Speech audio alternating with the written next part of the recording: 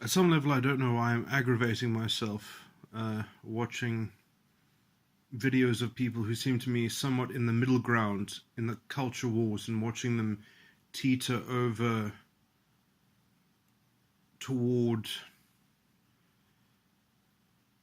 falling in on the wrong side of the principled line, or the core of the substantive weight, and where that has to be taken more seriously in discerning a clear course of not falling in with what I'm just going to vaguely refer to, I guess, is the blue church religion. Because it seems you can take people out of the blue church, but the faith of that blue church seems to be escaping the notice. So even as you have these leftists that have been blue church pilled on some level, it's somewhat, yeah, the whole I mean, I have been trying to find people on the left who aren't infected with this kind of identity politics, rambling on about allies of people of color and such other bullshit as that. This kind of very the basically the useful idiots proto-fascist agenda, which falls right into this conflation of the left with identifying with collective values and collective morality. It's which right now seems to be kind of justified because we've got other things in the mix, like integral theory, which allows you to say, well, there must be something valuable in that because it's all going to be integrated, and there's nothing that's going to be left out of this, kind of. I mean, really, this is just the updated version of the utopian communists, which Marx himself was very harsh with, and wanted all manner of dissociation with, and just basically get these people away. They are going to lead to problems. They're going to well, I mean, they're just anti-intellectuals on some level. Let me try piece through some of the specific substance of this, though, because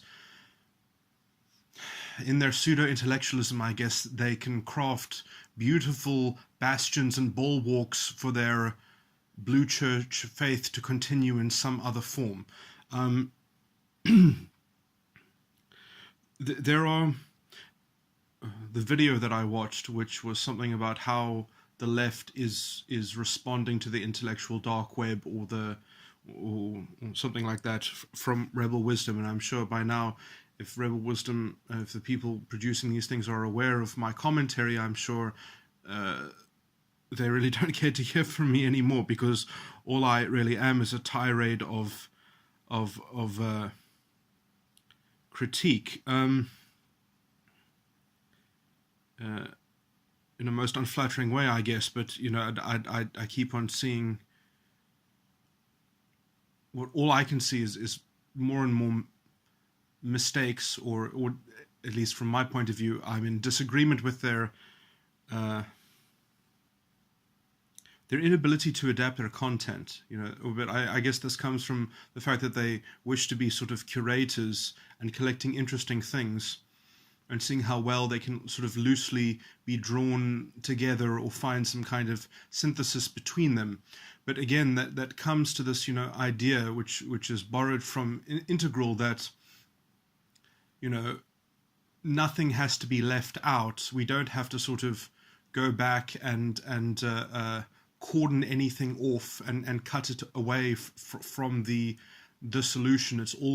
Everything is going to find its place, and there's going to be some kind of solid state of evolution, and this is really a form of utopianism, which it's so intellectually cheap. it's being relied on in the worst. I mean, there's also some other very bad intellectual dishonesty. The idea that you're sort of going to save these postmodern thinkers who are just so brilliant, and you just kind of hypothetically reference them already winning a contention, a hypothetical contention, instead of making an actual example, and instead of making an actual tangible argument or a tangible point. I mean, I myself am a classical Marxist, so I am, on some level, I am slightly upset with someone like Jordan Peterson because he doesn't distinguish. Well, I mean, in some sense, he does a bit distinguish because he calls a lot of these people neo-Marxist, and that he has at least said that once. So he's got perhaps some distinction, but you can't expect him to sort of get into a Marxist arena, which is where Marxists should be, to sort of draw the clear lines. I mean, I'm willing to draw those clear lines, but I mean, as I've said, I've gone out in search of the left and I can't find them. They're literally just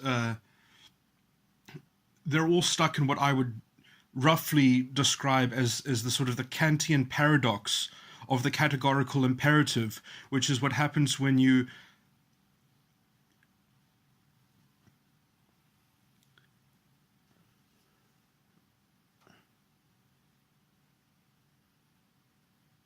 sorry, I can't read my own handwriting now. I just okay,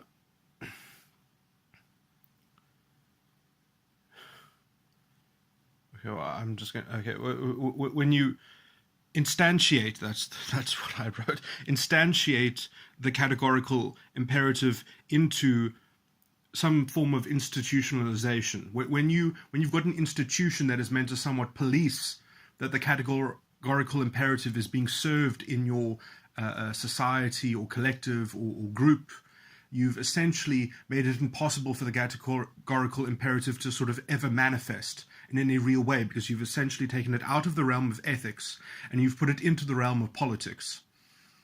And although Kant himself was indirectly suggestive that this could be a viable, somewhat evolution and around thinking, he didn't explicitly exclude it. And one might even say that some of his thinking sort of tends to promote that kind of deployment. It doesn't work. Like, I mean, if you look at sort of Kant's philosophical structure and you think about it very clearly, it only works in some kind of abstract, disembodied sense. It completely falls apart. And it sort of, I mean, there are a lot of things. There's the identity politics is strong with these ones in this Rebel Wisdom video, that it's I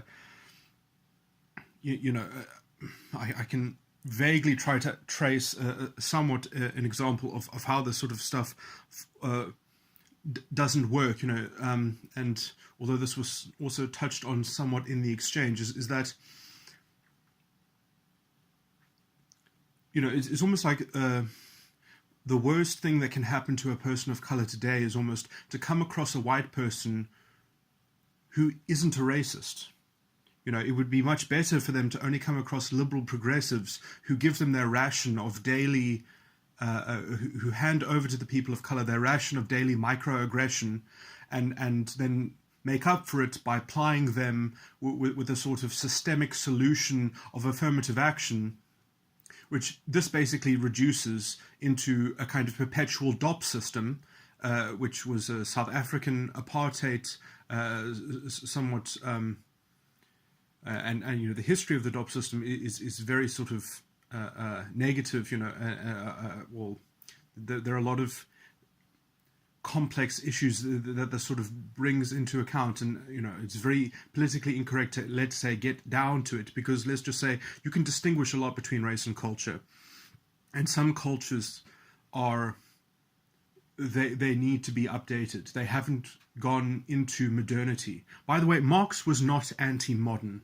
This idea, this rereading of Marx and this application of Marxist analysis into all these other avenues, and is so antithetical to Marxist analysis itself. I mean, Marx, who was Marx had a critique of capitalism. He did not have criticism of capitalism.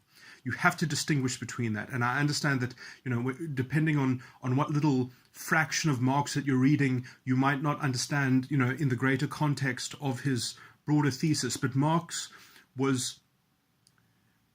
he gave a critique of capitalism while also honoring that it was the best thing that had ever happened to people. Marx was even pro-imperialism. Marx thought imperialism should happen. It was the best thing to happen so that you could actually basically develop places faster and get them into capitalism faster, because the faster you get things, and also from a classical Marxist perspective, you understand that the worst thing to happen essentially to the world and even, let's say, the viability of Marx was Lenin, who essentially, because of preempting and sort of taking Marx as a kind of fatalistic guide instead of, being an organic classical Marxist, essentially now has fucked up history to the extent at which we're not going to have anything like what Marx, what might have happened. History. You can still sort of recapture Marxist analysis it's. I would say the core of it is still very much applicable, and it still offers many of the tools that are going to be necessary to sort of work through these issues. And this also means identifying the reactionary components that we have in our culture, which very generally is the left, the so-called left. Anyway, so let me just get back to the example of the DOP system. So let's just say African culture in South Africa, very generally speaking, is problematic for very many reasons. It is obviously did not develop with capitalism. Even, let's say, European culture changed drastically because of capitalism. And it was positive in many ways. A lot of, let's say, like the foot binding that happened in China, there was other, folk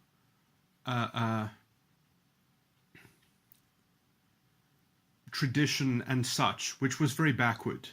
And capitalism did save a lot of people from a lot of that, eventually, Obviously, it brings with it its own issues and such. But so let's just there are lots of problems in African culture. Generally speaking, this kind of the stereotype that black men are lazy or something like that. There is generally a kind of, and this is from the traditional side, which this doesn't exist exactly in the same way as it did. But the idea is that every man is kind of should try to be the chief, should sort of, that is the masculine role, is that he should be the chief. And so the woman would generally do more work. They would literally work the fields even. The African woman would be almost the provider, and the African men, in a sense, it would be very hard to get them to work, except for alcohol. So that's what the DOP system is, paying black men for their labor in alcohol. And that was generally, let's say, even the cultural tagline of how that sort of happened. And that obviously doesn't help to sort of, let's say, it reinforces that traditional setup as well. So it's very, very, it was definitely an evil thing. And it was somewhat legislated, or it was regulated, because in terms of so there was a kind of a minimum wage that was meted out in various forms of proof alcohol, to make sure that people weren't shortchanged, that they were promised one thing and given something else, or given something that was somewhat badly mixed or something, or diluted. Okay, so anyway, the details of this are all quite insidious and whatever, but that effectively is what is being sort of culturally reproduced now because of this toxic identity politics, essentially. And that's what it sort of does, is that it's just the basic it's amazing the regression, in terms of thinking around racism, from the 90s to now. It's that essentially we've got this proto-fascist, cultural fascist movement, and its whole knowledge of race relations and such, which is basically exactly the same as the Aryan studies as was pushed in Weimar Germany. It also came from the universities in Weimar Germany. The whole so the race and gender studies programs that we have now are effectively the exact same philosophical basis. I mean, if you want to know an expert in social justice, just talk to a fucking Nazi. They are experts in social justice. That's what their philosophy is, And these proto-fascists, they don't even know that they're useful idiots. The modern left. It's very... Anyway, so there are other important issues that are brought up in this discussion, which I'm going to loosely call them social contract issues. So there's philosophy around social contract, which I'm not interested in the social contract itself, but those issues vaguely are things that need to be looked at in terms of changing anything in a system.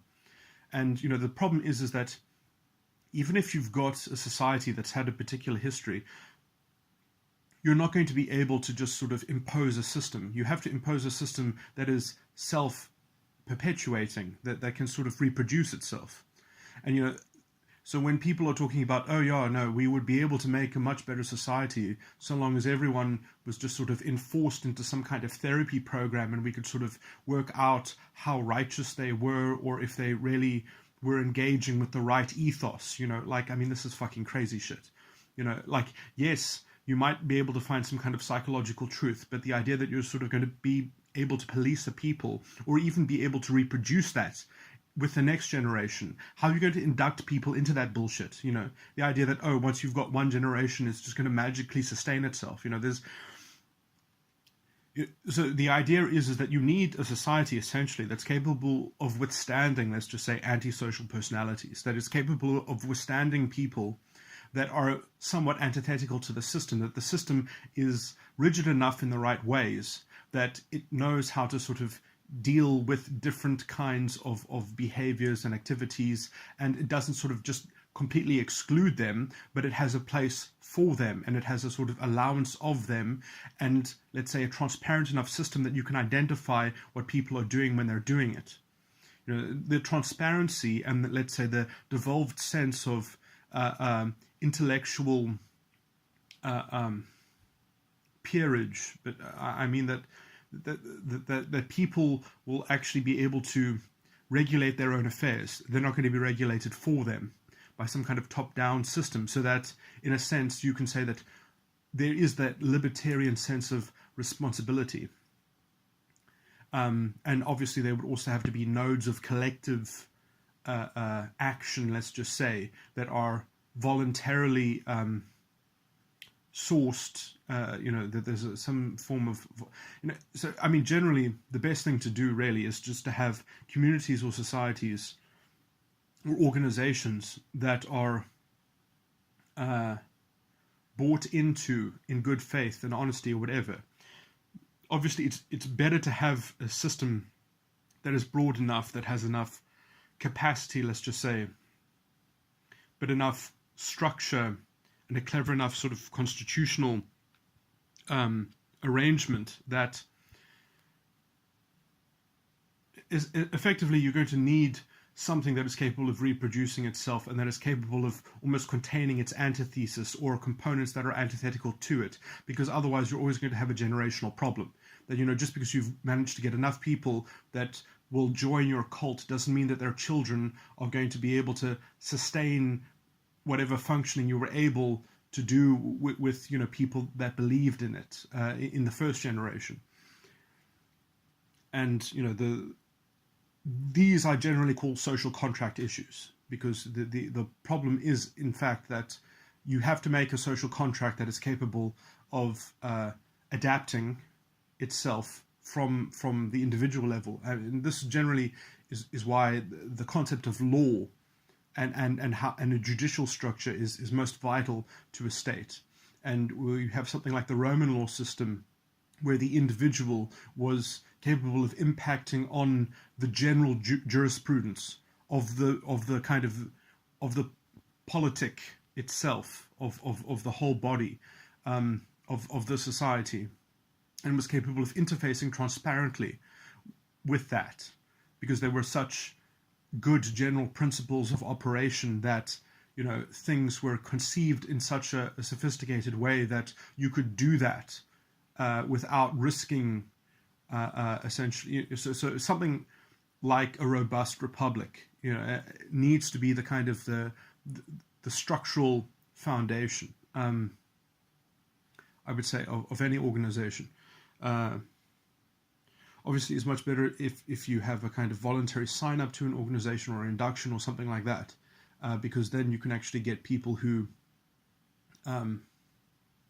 have, let's say, a spirit of cooperation and coordination, which is the source of all wealth in some sense, and that will, the creation of that wealth and then the sharing in that wealth will help to cohese a society. You have to remember that the original democracies are not natural entities. And in fact, I would say that it makes sense that democracy is in the state that it is, which is in fact a kind of plutocratic chalice that's passed around, and until it's kind of captured by some group of elites that kind of enmesh itself within, false rhetorical, one must at least recognize that the huge problem today is that how gullible the masses are, in a sense, how easily swayed they are by just kind of stupid emotional bullshit, essentially how sort of reactive they are.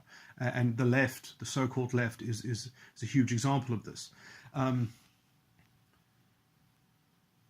it's always generally been the so-called revolutionaries in a society that always had this kind of weird sympathetic codependency on the plutocracy in a society. Something like Idiocracy. You have to look at Idiocracy through the eyes of a classical Marxist, and then you sort of understand the movie Idiocracy, how responsible people are.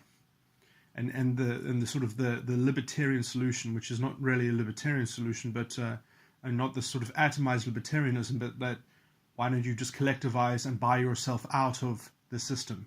Should not be hard to do. You've got no excuse when you live with the level of political freedom that generally everyone in the West does. And actually, paradoxically, the only threat to that would be the state going socialistic and wanting to confiscate everything. So I was going to make another important point. So having a system that, let's say, is intelligent enough, therefore, in this organizational form, that it has some kind of source of wealth, some kind of automated system of concentration of capital investment that creates more and more sort of productivity, but then is honest enough that when it doesn't feel that it can offer membership to other people to join them because they think that those people aren't of the same quality, let's just say, they don't have the same mentality, they're not really interested, that, perhaps it'll say, well, we'll give you a kind of secondary membership, we'll let you be employees because, we don't really think that you believe in our ethos, we don't think that you have our culture. And, and they can sort of be a middle ground into inducting people into that culture, perhaps. But, not being able to call people, honestly and sort of transparently looking at the actual problems, which is something that, like, Roman law does tremendously well. What Roman law effectively is a system of organization that allows the individual to interface with the collective. And so, you can pose challenges, you can create hugely creative enterprises in terms of even taking on the state.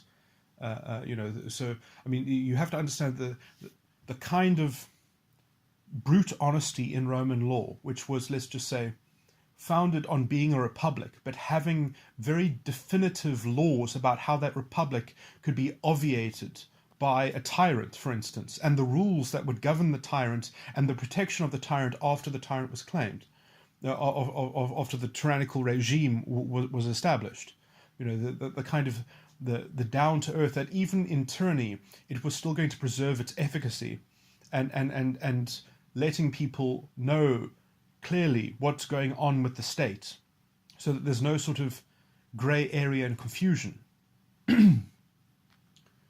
And it was still possible to depose the tyrant, to perform a tyrannicide, but then you would have to leave. You would have to be banished. You wouldn't be killed killing a tyrant, but you wouldn't be able to stay around and sort of soak up the populism of your act and perhaps set up a new secondary tyrannical,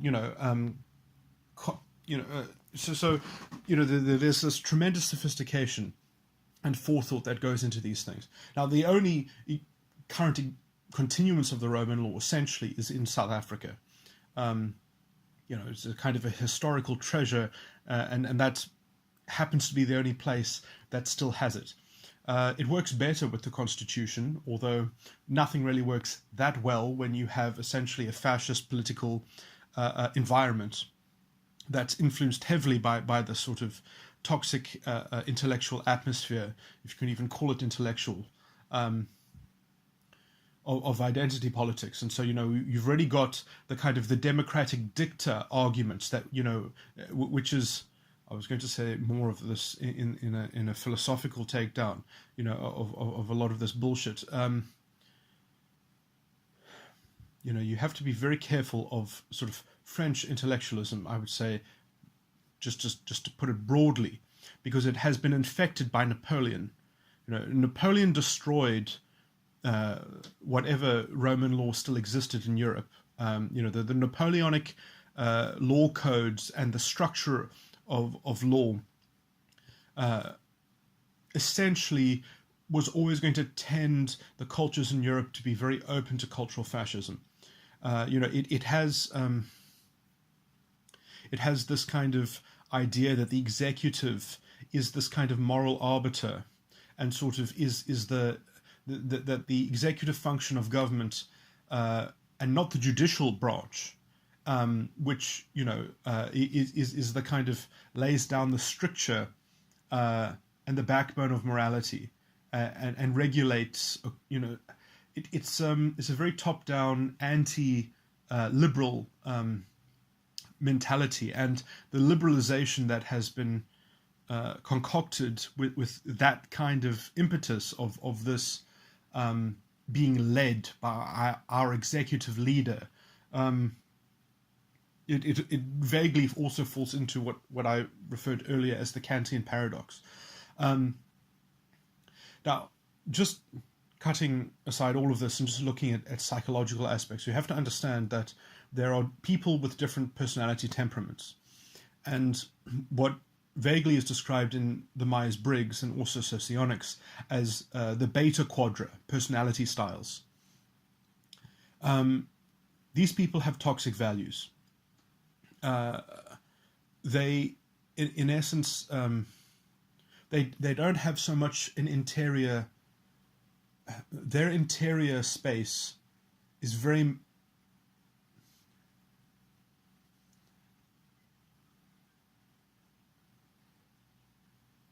It's weird. They have a different way of relating to their emotions. They are almost like perfect actors. As they are talking, as they are expressing themselves, they believe the emotion that they are expressing. And often they'll be citing and referencing,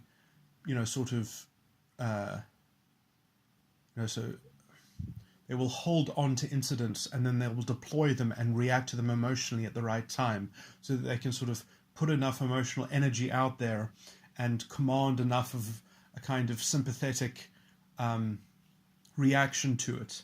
And this is how they end up sort of controlling through a kind of narrative web, and generally the West has been very good at suppressing this kind of sort of maniacal form. It's going to be very complicated to go through it anthropologically, but basically feudalism, you have to understand how civilizing feudalism was to Europeans. And essentially because it monopolized this beta quadra values, that in a sense there was such a great beta quadra narrative that everyone was forced to exist within, where the Pope was where the church and the king and God were all kind of amalgamated in this very strict thing, but it was so far removed from them that they would feel the force of it politically and economically and socially, but it would be such an absolute power that it didn't have specific expressions in people's everyday lives. They didn't see it articulating in it, and that drowned out the space for beta quadra people to do that, because they already lived in a narrative that they could not subvert. I mean, there were obviously pockets of subversion, but the power of the beta quadra sort of thing, and this is why a lot of folklore becomes so toxic. This is why a lot of traditional culture becomes so toxic, because unless you have a way to kind of root out the influence of these people, they will always create, let's say, tropes, and they will create stereotypical, kind of excuses for their bad behavior, because they will always express, they will always play the role and sort of try to assume the role that they are the field marshals, that they are the policemen of their in-group, that they are helping their in-group, and they should be actually paid essentially to police their in-group against the evil enemies. It's always, and they use almost the reality of the enemy's perspective as their rhetoric and their propaganda to justify it. So it's very sort of strange, but they're almost Machiavellian on a kind of emotional level, and you would never know it because they always believe their emotions. I mean, people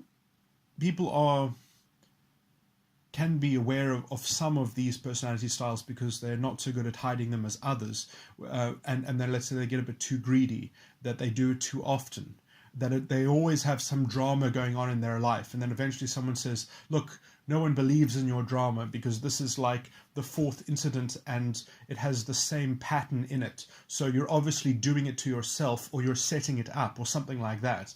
And generally these personalities, they will try to be quite clever, and they will have different circles of people that they know, and they will kind of maybe even divide up their drama between those people, but it's and there are different levels of this, because there, as I said, this quadra involves quite a lot of different personality styles that all have a generalized same kind of modus operandi, but and the same kind of tools and tactics, but they'll happen at various levels. Some will happen almost on the brute emotional level. Some they will try to do it more conceptually through kind of intellectual means. And this is where actually the fascistic thinkers literally come from. If you actually go through the ranks of the Nazis, and you see how many sort of convoluted philosophers that are there, and the kind of how many homosexual Nazis there were. I mean, there are books about the homosexual Nazis and their intellectualism, and they're believing in the strategy of the Nazis, although the dictator eventually turned against them. They believed in the formula of that kind of liberal progressive liberation. The useful idiots themselves, who often believe that they have the most perfected form of the ideology. Because the useful idiot ideology is much more intellectually appealing than let's say, the full-blown Nazi philosophy. The Nazi philosophy is somewhat the compromised version of the useful idiot proto-fascist philosophy. The proto-fascist philosophy basically says, we'll get a rainbow Hitler and he'll solve everything for everyone. Whereas the fascists say, let's be real here, we have to just believe in our pack. We can't have someone looking out for all the different groups. We can only keep this alive if we promote the narrative of our group, and we only can have one category. We can't have subdivisions. We can't build a state around more than one victim mentality. We can only perpetuate a rhetoric and a narrative that works for one identity, and and the enemy is the cohesive force. And so essentially, ideally you want one enemy, and yeah, it ends up being reduced into the kind of one ring to rule them all. Is a good sort of analogy for how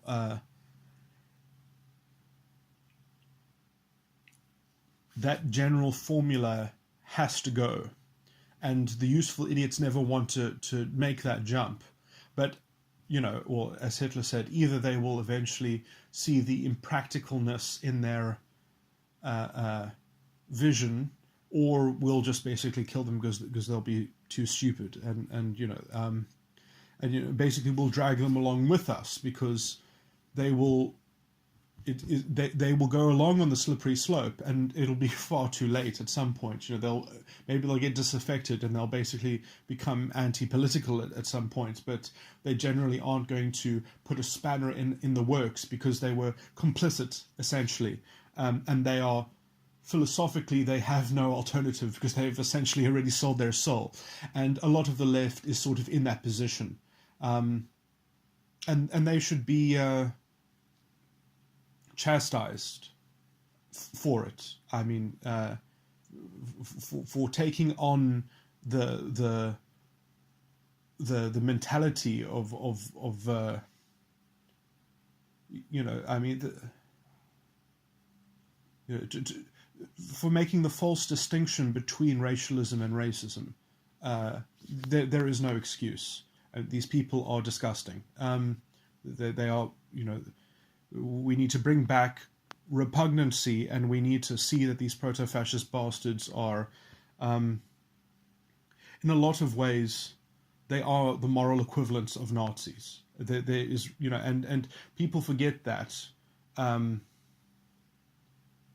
because they just associate Nazis with the Holocaust, but they don't associate it with the core of the culture. They forget how popular Hitler was before the war, that Hitler was the most popular leader before the war in Europe and America. Everyone essentially supported him. I mean, this is what someone in the Kennedy family, I think famously, was a big fan. This resonates with the Democrats in America, and they're unwilling to sort of gain any kind of sophistication because it feels too good for them. Essentially, it's too easy, it's too convenient, and this is essentially the Blue Church faith, in another form, and it generally comes from, let's say, the cultural hegemony of the Beta Quadra values. Okay, so we have to understand that these are reducible to personality traits. I try to draw a distinction. I mean, probably what happened was that, and I'm sure this is not an original thought, I'm sure other people must have got into this, is that Hitler's mother was probably borderline personality disorder, and Hitler spent his whole life basically in witnessing that sort of temperament, or some other female in his family who because often these things, they don't happen in isolation, and he was probably exposed to those kind of tactics, and he basically turned it into a political vehicle. He basically created a political platform that he ideologized the kind of the personality, the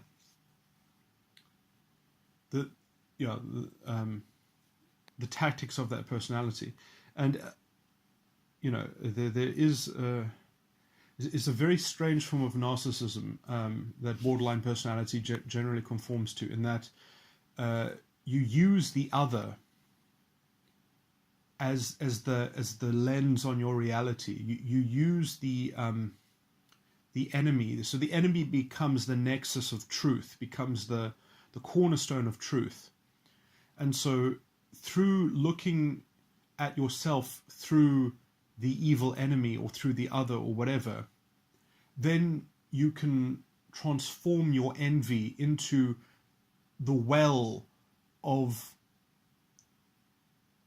stolen pride. You can do so much. It's so pathological in so many ways, and it just sort of, and because it's already kind of in this convoluted state,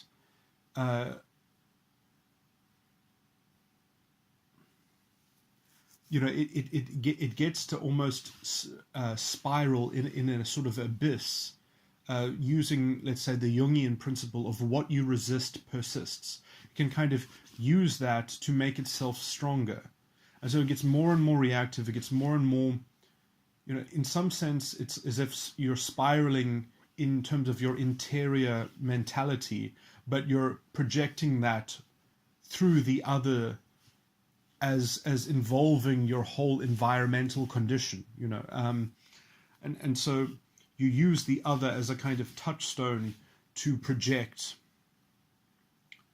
and you get away with everything, essentially. And in fact, it reinforces the kind of disempowering mantra of, you being an object, and in fact, then you claiming to be treated as an object becomes your only mode of redress, and so because it's got this kind of convoluted, I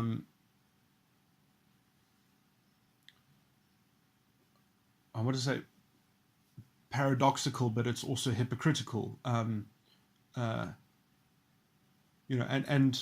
essentially it uses a lot of that rhetoric essentially to divert from the fact of ever pointing at how it set up these mechanics within itself. So you can't actually address these pathological formations, which are basically a kind of psychological illness. And in fact, this is how the Nazis were argued against, obviously in a way that wasn't successful, but there were many critics of the Nazis who basically said that this ideology is a psychological illness. They said it was, the people who could actually see through it, they said this is a mental illness that's basically become politicized. Obviously, they were essentially quashed. They were silenced by the Browns. So they would often promote their critics. They liked being criticized, but only by people who were, let's say, low resolution enough that they couldn't actually debunk them. If someone could debunk them, they would try to remove them. As I'm sure, there are people out there probably. To me, I wouldn't be unsurprised to find that someone like Ezra Klein wasn't part of some kind of secret Gestapo type. There wasn't some kind of military wing, forming. Some kind of Antifa. Fucking ironic, very fucking ironic. What Antifa calls itself. Yeah, all of this gets us further and further away from, let's say, actual grappling with the problem. You see, this to me is the biggest problem, is we can't even talk about the real things that matter and how to, where I live, which is in South Africa. You have to understand how sort of undeveloped it is economically, and how, perhaps in more developed countries, it does, maybe you think you're at the end of capitalism anyway. But the amount of growth that could have happened in South Africa that has been missed out on because of this ideological deluge of identity politics, basically self-sabotaging the economy so that you could prove your rhetoric against white people. It is horrendous. Also that basically politically corrupt plutocratic forces can get their free lunch, essentially, and blame it on people who, and so it just becomes a kind of self-perpetuating negative feedback loop, and then you get these sort of fake controversies and issues that are literally ridiculous, that are essentially the excuse for yet more corruption and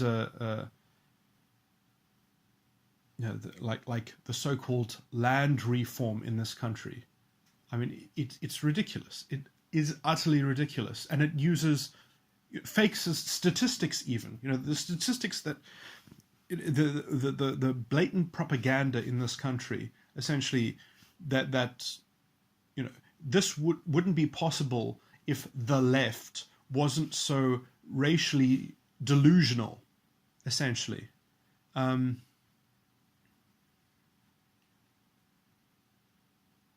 There are huge analogies in history,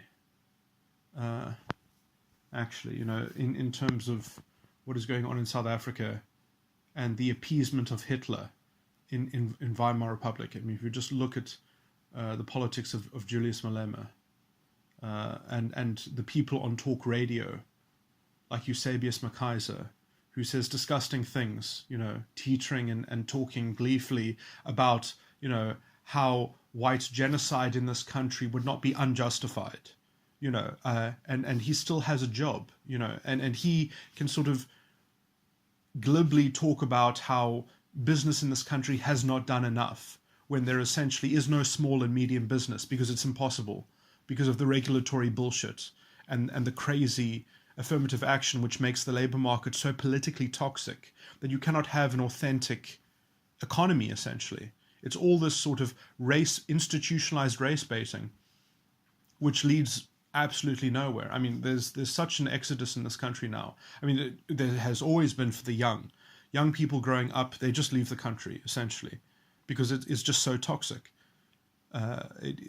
It has essentially no future because of the low bar and the lowering standards that the government uses every excuse to just ramp up its unsustainable economic disaster. And yet more corruption as well. Somehow it always gets more and more corrupt. And somehow the narrative always is that, well, it's because white people fucked over this country. So because there's no accountability and no responsibility, and there's, sort of no stomach for developing that because there's such a convenient excuse. And you've got politicians like Julius Malema who are basically saying, let us infantilize you. And it all makes sense because we haven't punished the right people badly enough. And it's because of microaggressions or some bullshit like that.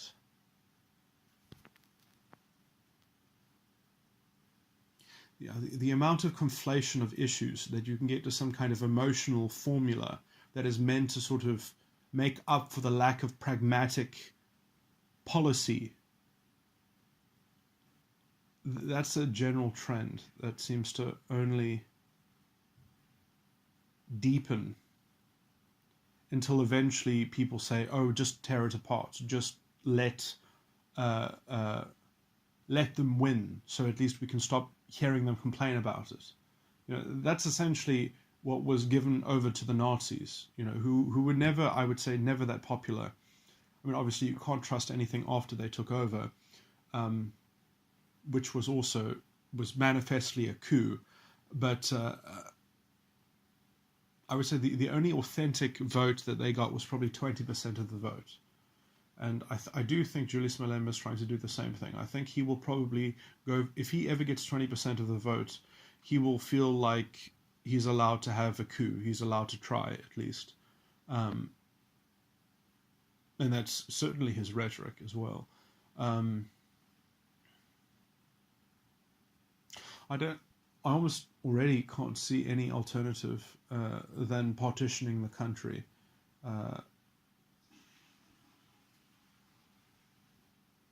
China, I think, would even potentially help. And they might paradoxically bring some moral sanity to this when China would act internationally, essentially, to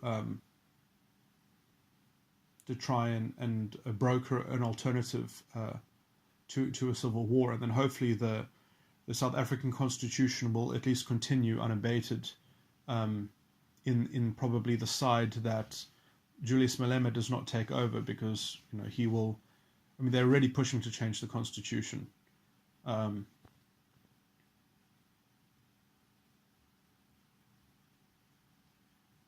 I would argue there can be no constitutional change. There's only one constitution from 1994. It can take on a different form in bringing those rights clearer. I'm not going to get into the very complicated constitutional argument around that. My opinion is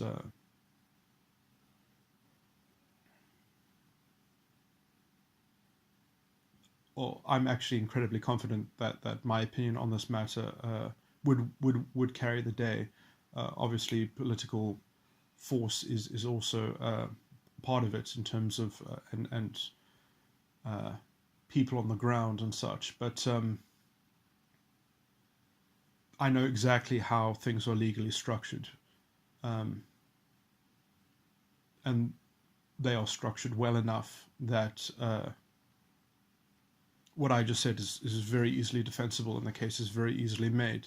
It only isn't made, if you already believe in legal positivism, if you have that kind of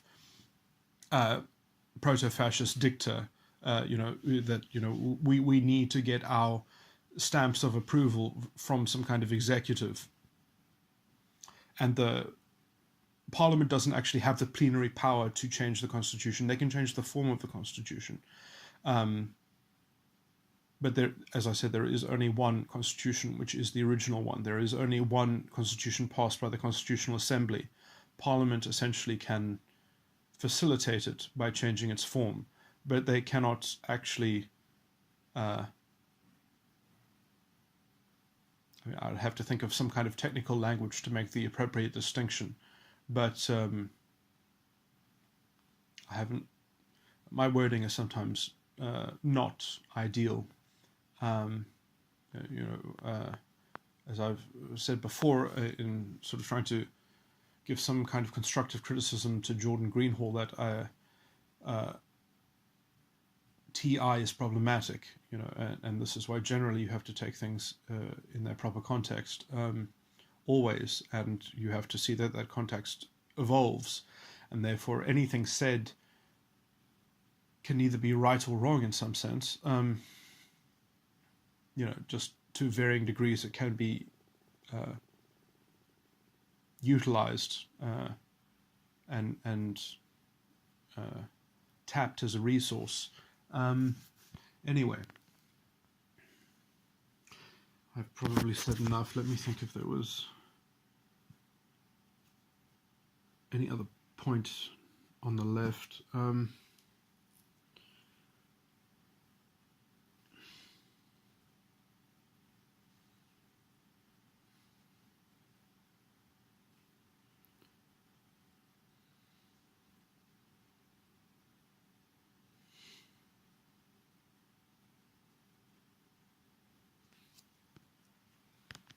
I guess that's probably it.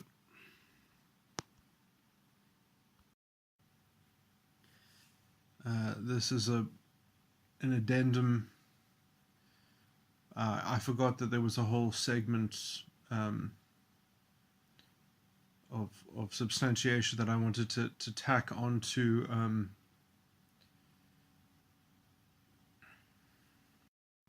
the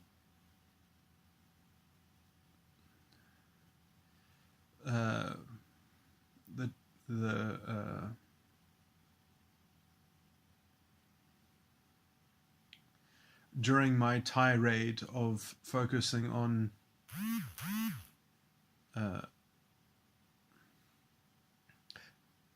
that Marx was not anti-modern. I had a further vein of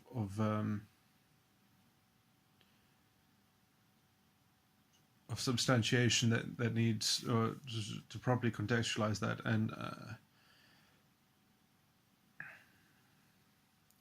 and this has to this I wanted to sort of heap on the criticism against the sort of the French postmodernists or whatever as being, broadly speaking, influenced by the general cultural impetus, at least, and general almost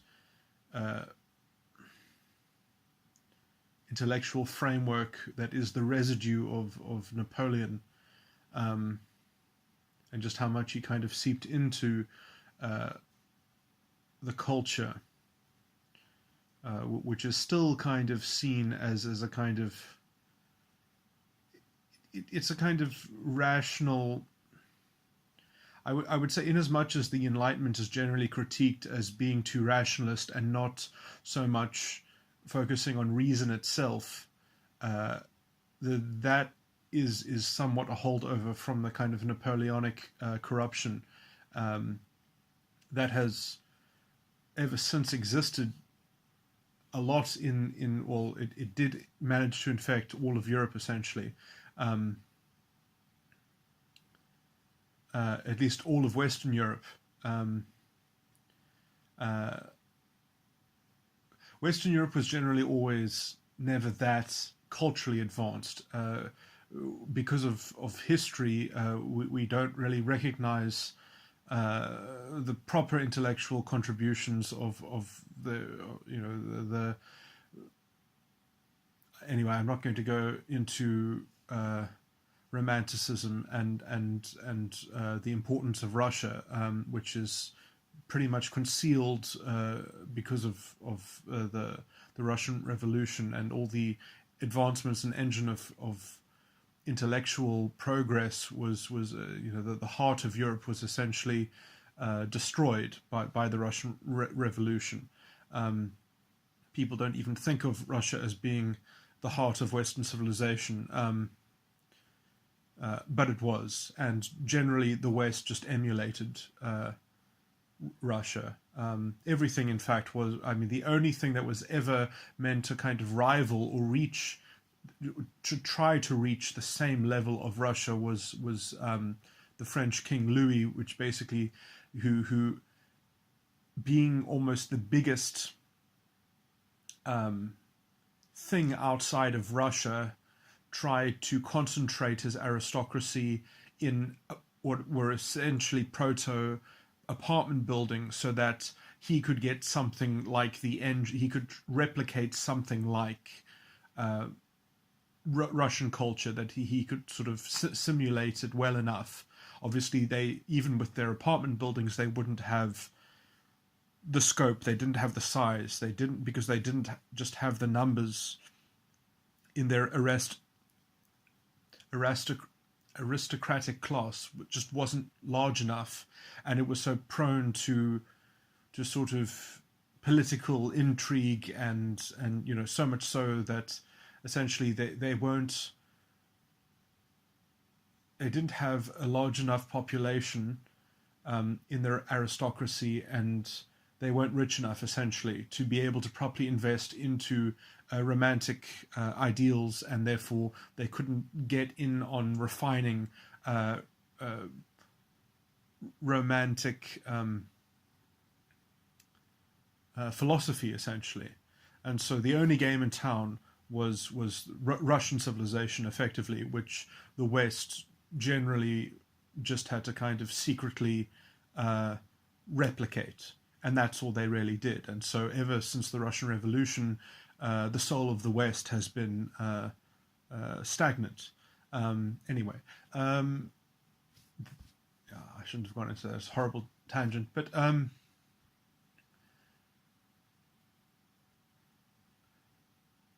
there was a reason why Marx did not apply his analysis to everything and anything.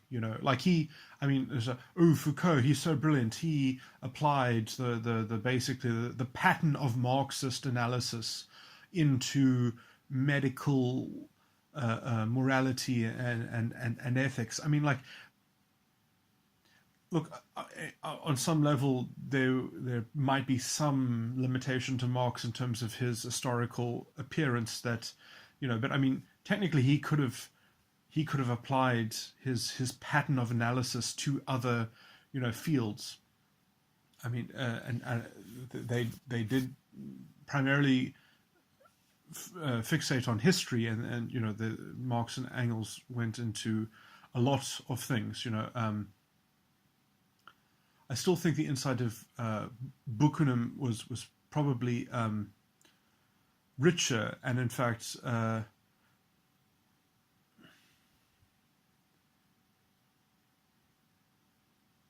The emphasis of psychology in Buchanum is probably a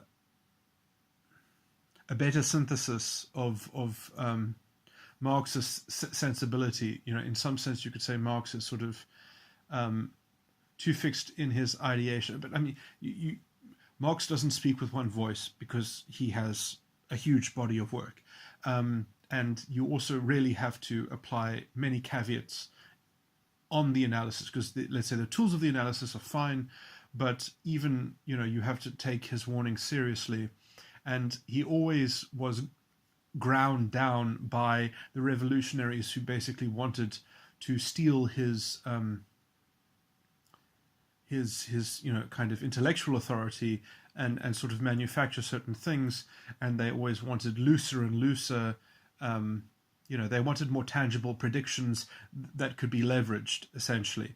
But if you look at the caveats that even Marx says, and there are many, where he basically says that there could easily be factors where all of this has to be reimagined. And you can take all of his predictions, and if you use them as analogies, they are perfect, and they are still on the money, as it were, but not in material terms. And I mean, there are a basic array of facts which you have to basically recontextualize all of Marxist analysis through, and that would be communications technology, the service industry, which extended the life of capitalism, etc., etc.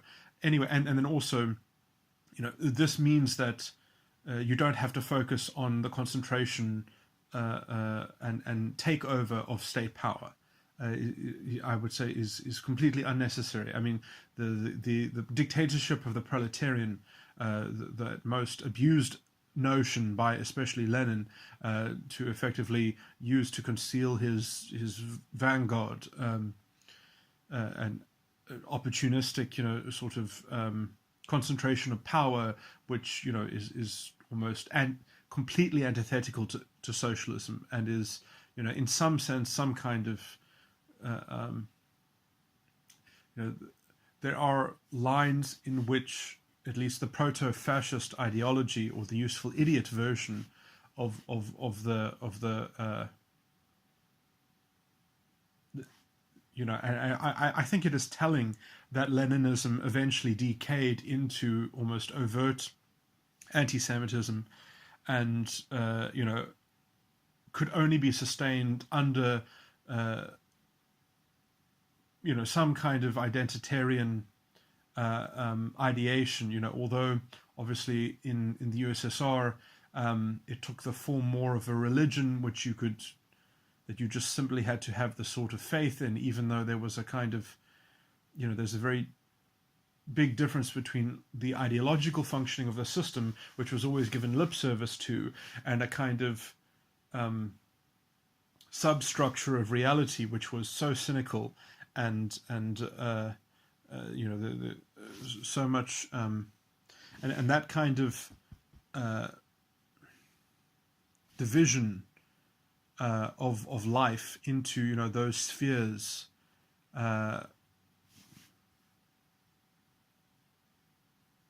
is like a stalemated compromise, which is probably more stable than the overt Nazi one, because in a sense in the USSR everyone is living with the dishonesty of the system consciously in some sense, whereas the Nazi system needs the dishonesty to be scapegoated, and so it kind of is much more in some sense how the USSR has to deal with that ideological pollution is that in the ideological sphere, which everyone pays lip service to, you have to have some kind of collective ritual, but all of that is cynically contextualized within the almost the reality substructure, where everyone sort of knows that it's this double-speak dishonesty going on. And these two separate tracks, although perhaps the very young don't know about it at some point, so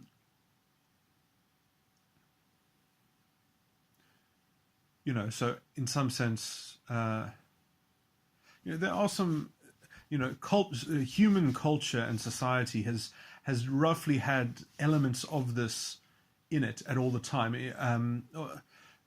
Some systems are more transparent than others, and sort of leave themselves open to that transparency, and that's always better for a kind of humanist enterprise, let's just say.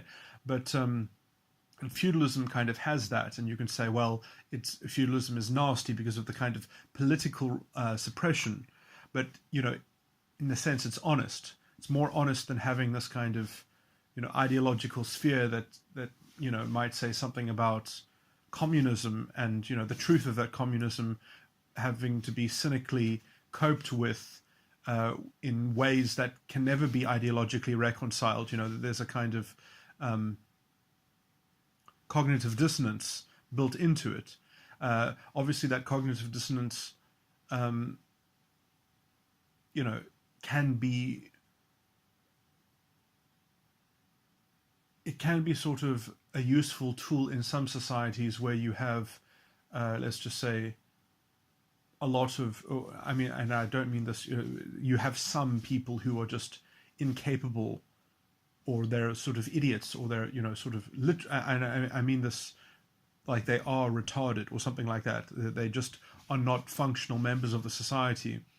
At least you have, let's say, a low resolution narrative that works well enough for them.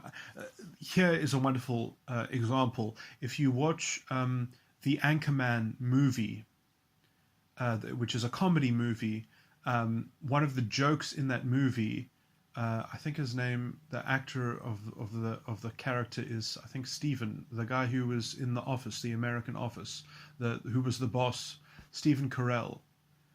I think that's his real life name, or yeah.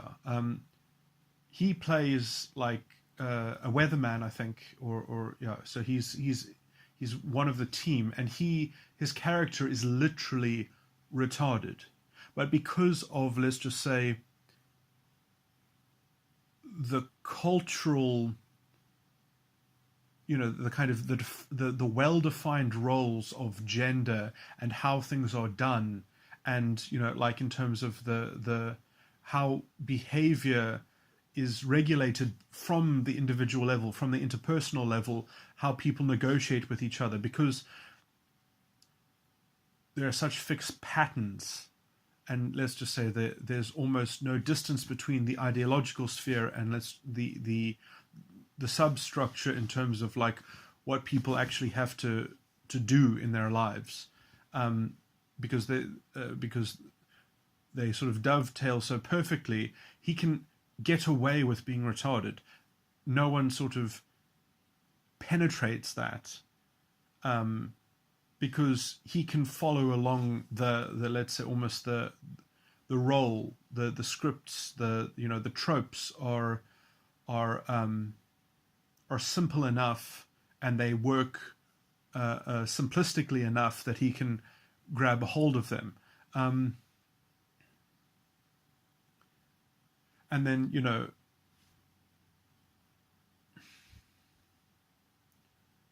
when you have a society, in a sense, that does not have elites that are leading the functionality of the system and looking out for the well-being of everyone, I want to group these sorts of issues into what I would just generally define as the problem and the issue of devolution of power. Devolution of power is something that is almost a hard limiting factor when you deal with people, because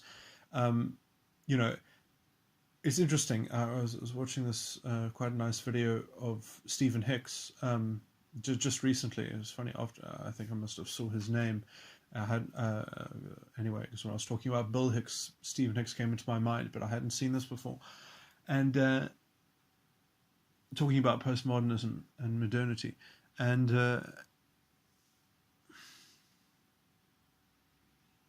I was just thinking, it's so hard for me to watch. It really is, because it's just sort of the pace of it is it's incredibly slow. The lecture, but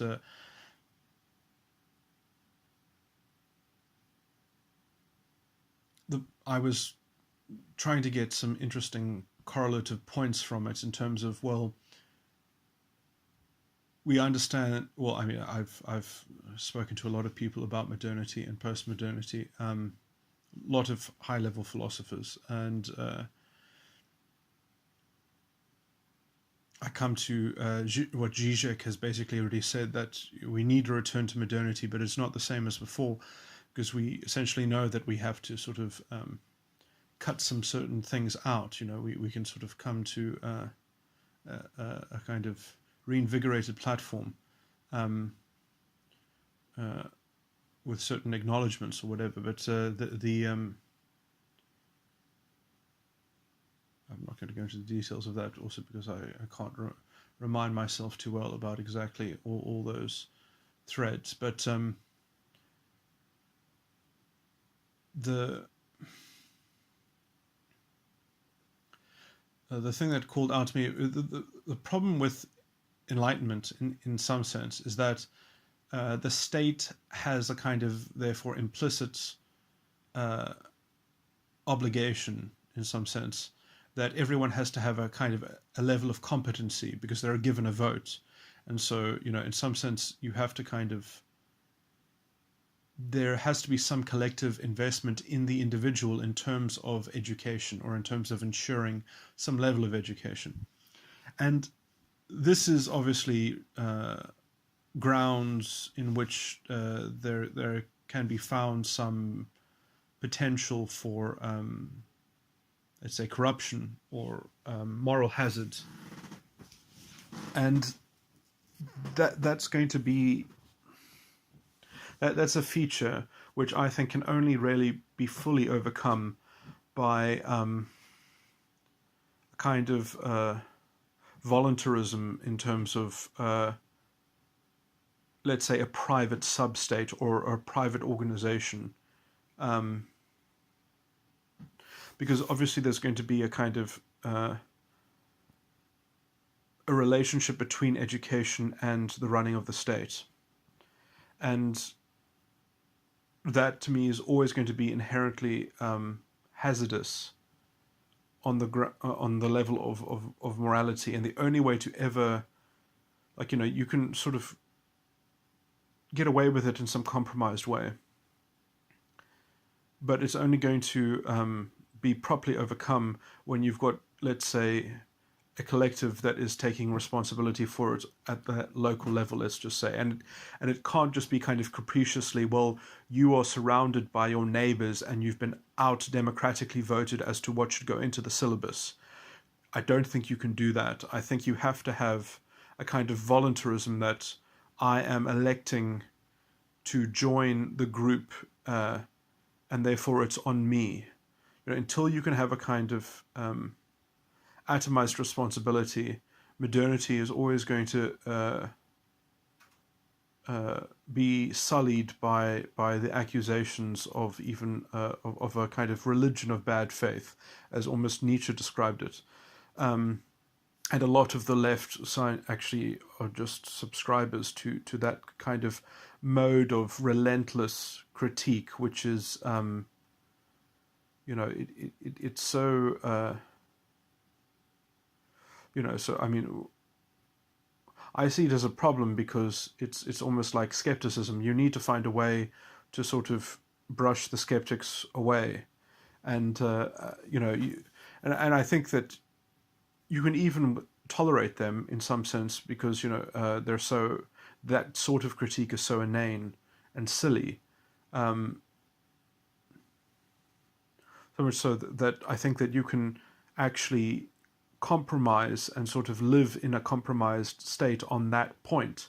But, just ideally, in the end, that almost inherent problem in the current system is why we can't sort of solve more problems and progress, because we're locked into that unresolved problem, which really kind of externalizes accountability. And as soon as you kind of have this weird externalized accountability, the left basically, it has no inbuilt limiting factor. I mean, when I say the left, I mean what passes for the left now. I mean, they're not, they're they're pseudo intellectuals, generally speaking. I mean, they speak with emotion. They are generally just these proto-fascist useful idiots. Um,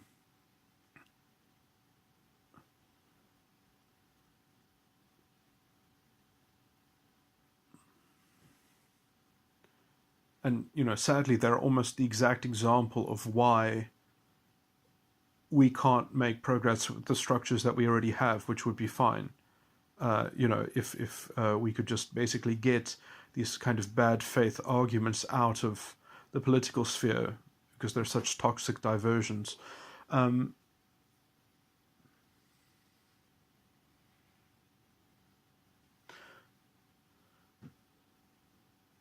yeah, I guess this is sort of another tangent. I did just want to make a completely separate another point and then go back and make the point that I was making about applying the Marxist analysis into just everything that you can possibly find to, so I mean, this is the problem, is that Marx only sort of used what I'm calling it, I mean, obviously Marx analyzed many things, but what is regarded the Marxist analysis, he only applied it essentially to history and essentially to economic history into this, very particular prediction that capitalism cannot last forever. That's essentially the only Marxist claim, is that capitalism can't be the end of history because it can't continue indefinitely. That basically either you will go back to an earlier stage or you will synthesize something innovative and novel.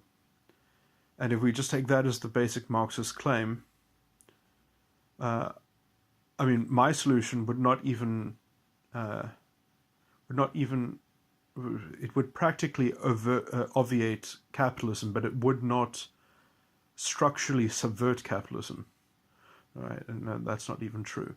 So, like, my solution would be to actually broker a complete compromise and to actually preserve capitalism and to actually create an anarcho-syndicalism which basically operates on a private scale, which is built out of a kind of voluntarism that tries to basically concentrate capital investment within its own machinery, and it develops its own machinery, and it is responsible for its own culture, and it does this within a capitalistic environment in the sense that it will buy its own freedom from the market and will subsist within the greater framework of market capitalism, and it will have to find a way to broker an ongoing peace with whatever regulatory. Obviously it will try to be averse to regulation because it will try to basically operate beyond regulation, but not nefariously. It will subject itself to the state, essentially, and it will try find a good faith working relationship, and obviously in extreme circumstances it might have to avoid being infiltrated by agents of destructive forces or whatever. And that, I think, is the proper, let's say, revolutionary battlefield, but it will not be a war. And yes, it will be risky, and yes, it will be open to being attacked, and yes, all these things. Well, why must everything be completely secure? Why must why must the revolution somehow be this one act of political capture? I mean, what would you even fucking do if you captured a state and you inherited a population that had different ideological allegiance, and you had different, it's fucking insane. Why would you want to have a top-down administration of something socialistic in inverted commas with a population with different allegiances? I mean, it's the worst thing in the world to become a statist economic revolution. I mean, it's bound to fail. It's bound to become authoritarian. It's really a ridiculous notion. It's not serious. It's the kind of stupidity. I mean, it is basically incredibly stupid. And it's only professed by people who are essentially stupid, who are utopian in some sense, and really unwilling to actually deal with real challenges honestly. They just, or they're some kind of disgusting Leninist, or some kind of duped proto-fascist retard, So you've got, the worst personalities that should be involved in crafting anything, wanting to basically aggregate power toward them, toward their cast of their ideological necessity, and their necessity to foist their moral paradigm onto everything and everyone that they possibly can. And all before they've worked out if they actually even have a solution. And then their solution will always be, it's because we were undermined from within, or some shit like that. Nothing will ever be their fucking responsibility. This is the so-called revolutionary spirit. It's basically lazy, and it wants to be saved by the moral ether. It wants to be helped from this kind of outside force, and it has no capacity or accountability to develop a kind of inbuilt functionality in operation, why don't we have the skills? It's because of historical systemic oppression. Well, why don't you actually, get the people with the skills who are willing to negotiate with you and organize with you? Can't you do that? Can't you even do that? Well, then maybe you shouldn't fucking try to hold the people of a country at ransom just because you've got some politically enlightened caste that cultishly want to project its power and moral righteousness. It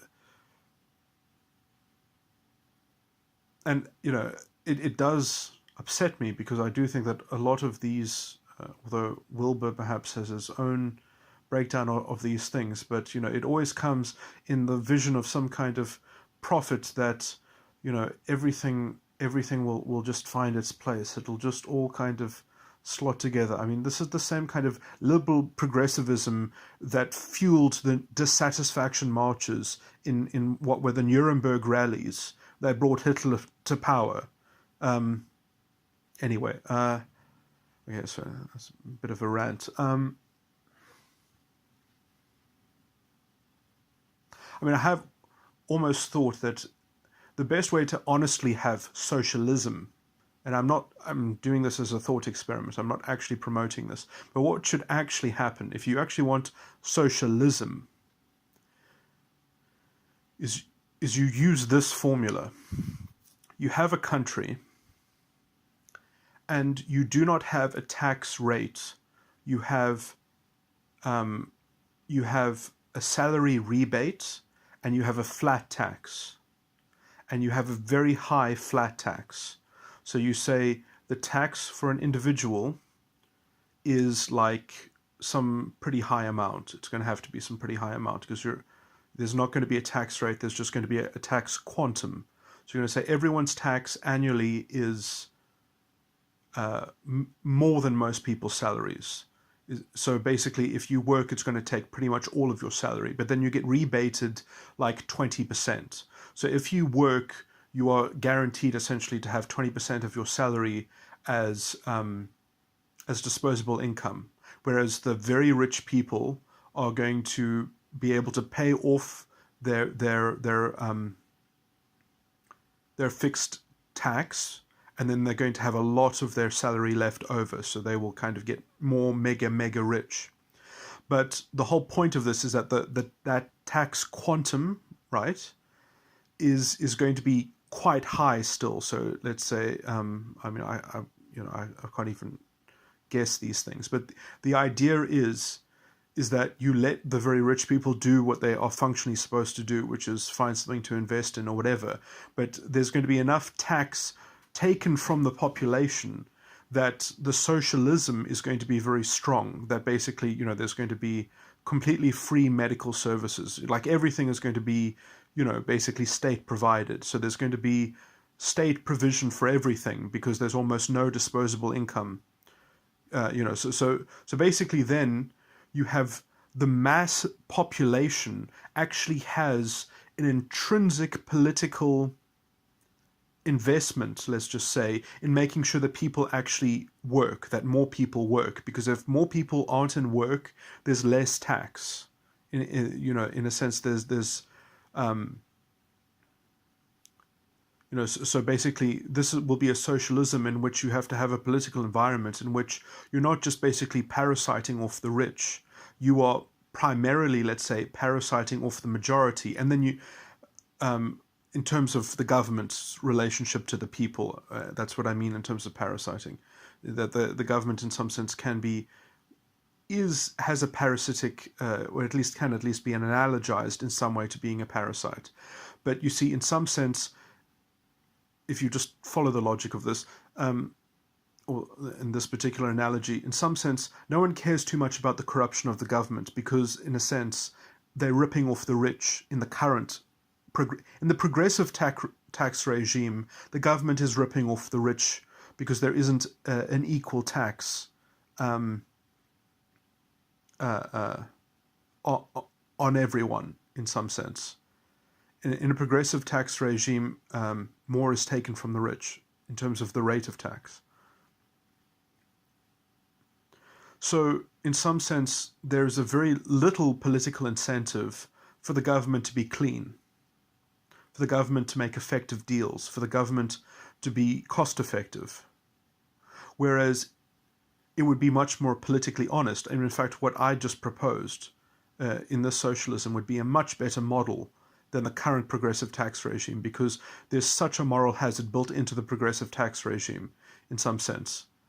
Because the government can always just say, well, inequality is why everything sucks and we need more socialism, and so let's just ramp up the progressive tax and take more from the rich. And there's even less of an incentive. Because of that narrative, there's less of an incentive to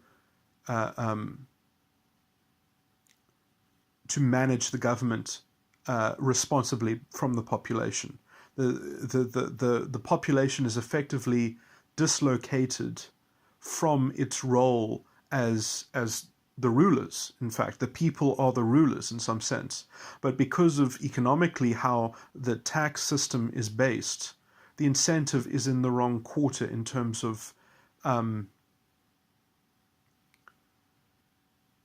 so in terms of the socialism that I just described, all the incentives are in the right place. That doesn't mean it's going to necessarily function better, but it would,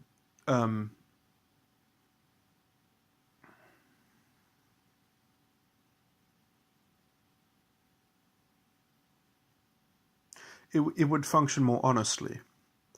And if people actually enshrined that honesty, into, let's say, activities in terms of responsible journalism and things like that. Because, I mean, in some sense, that's probably the wrong people who are the wrong people who should never have been journalists are journalists today. They're sort of they are looking for certain personality temperaments and such of people that are probably intuitive feelers. Anyway, this is too much of a tangent, but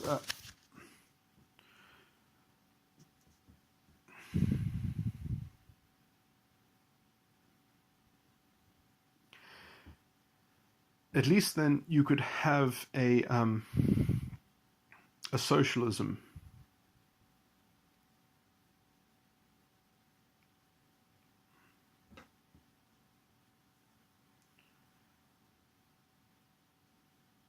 that would not be prone, let's say, to the scapegoating, pressure release valve. It would fall squarely on its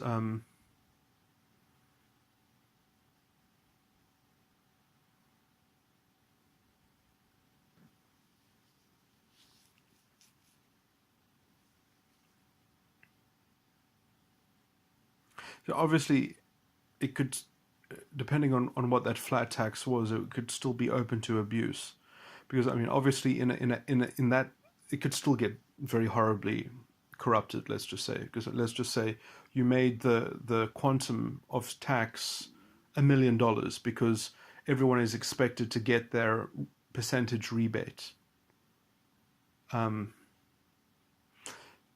It would be better if it was a flat rate of tax, perhaps, that had a quantum cap, or that it was whichever one is lower. So it's like you could pick. You either take you pick the flat rate, or you pick the quantum. Oh wait, would that work? No. I guess you could have both, but it would automatically pick, or it would. Oh no, wait, I'll just have to think about this mathematically. So it would have to be like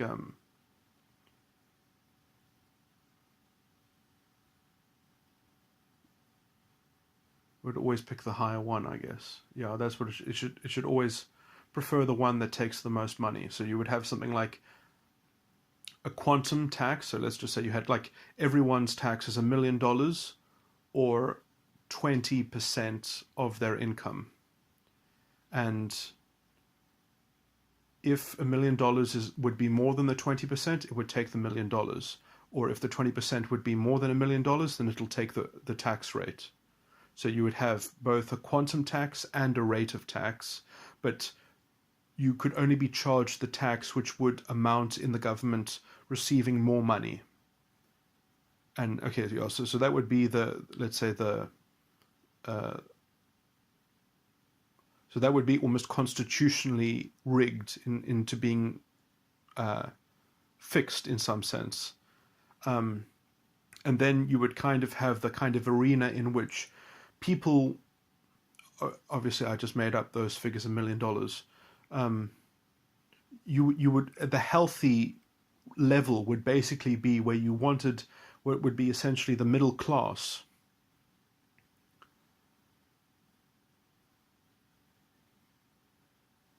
You would want enough people to maximize their disposable income by being able to sort of see that they could get more disposable income by being above that quantum. So they would almost want to put pressure into lowering that quantum, or keeping the quantum as low as possible.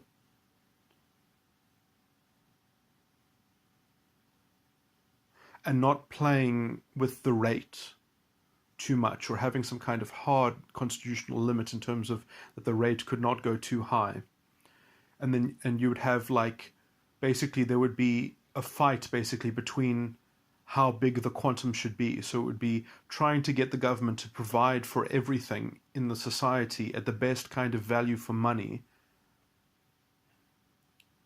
in which people wouldn't mind paying the government more in tax, a higher quantum in tax, because they would be getting delivered services that were good enough to be worth it, because they're done better in some kind of collective and efficient, mass-produced way.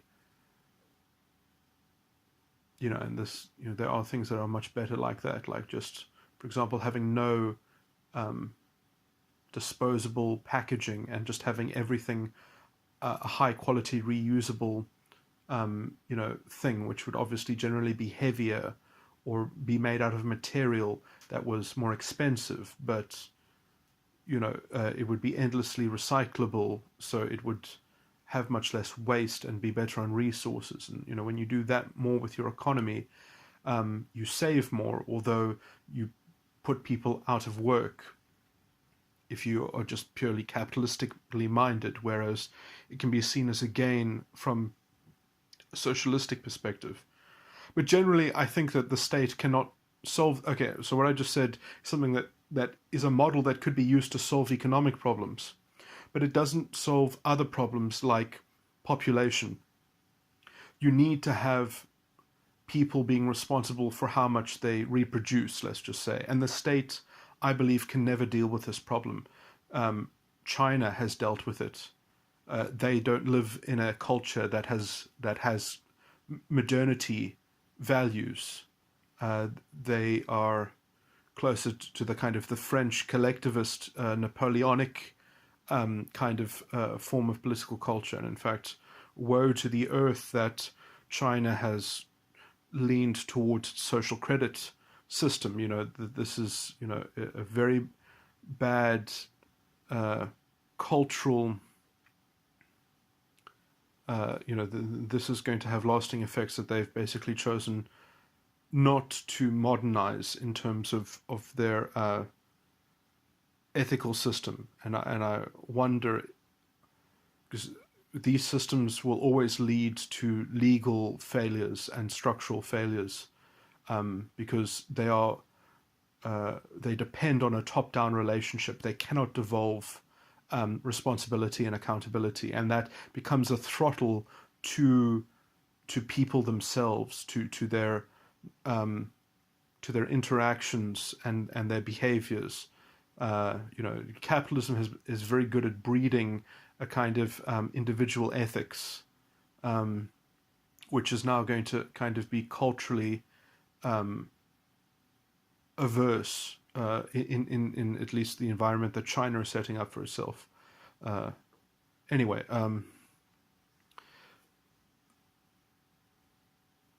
basically the problem with the state, although it might be able to fix some problems economically, is that I believe that the state is not the place of the state to kind of invest in some kind of eugenics in its population. I think that the only solution to this is to have the private anarcho-syndicalists, and they basically will say in their constitution is that, every person will not have more than 1.5 children or something like that, to kind of account for having twins, and to account for if someone divorces and wants to have a third child in a second scenario or something like that. So roughly, you want the average to not be below replacement value and not potentially much higher than replacement value.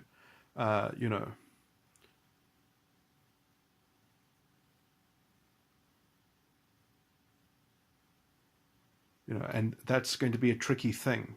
And maybe some people that can't or won't have children can have a way to kind of get those credits back into a kind of private organization. But I would much rather that happen according to people's contract. Their freedom of association will govern that. It won't be governed by some kind of political demos. It won't be governed by some kind of democratic dictator. I do believe that is important. Okay, so now it's funny because when I hear a lot of these left people going on about integral and things like that, and I have critiqued this.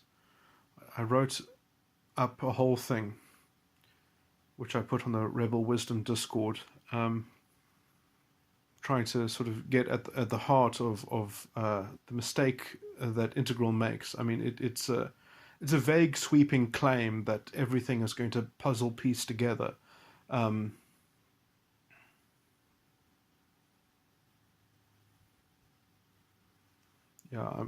not going to rehash all these things, but I mean, there are huge inherent problems with the idea that a what do they call it? A developmental model is going to be the kind of the cornerstone reduction of psychology and consciousness, and that is the kind of the map of that shows where we are and outlines the future. It's just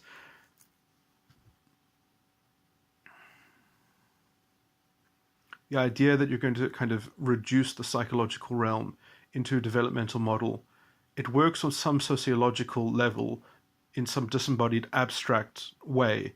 It does not work in any detail. It does not. And in fact, what would be considered an integral state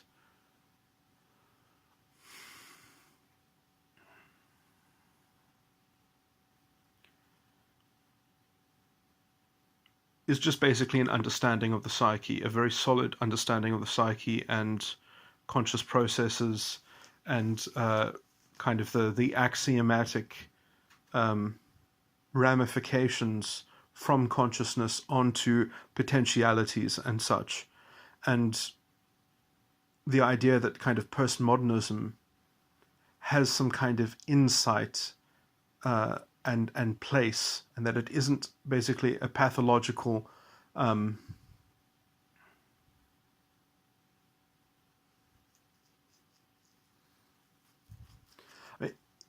it is something like Pandora's box. That's what postmodernism is.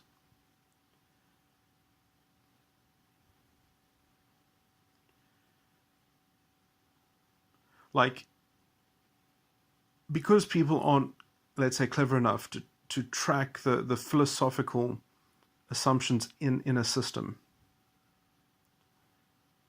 You know, I mean, there. This can be said in many different ways, but you know,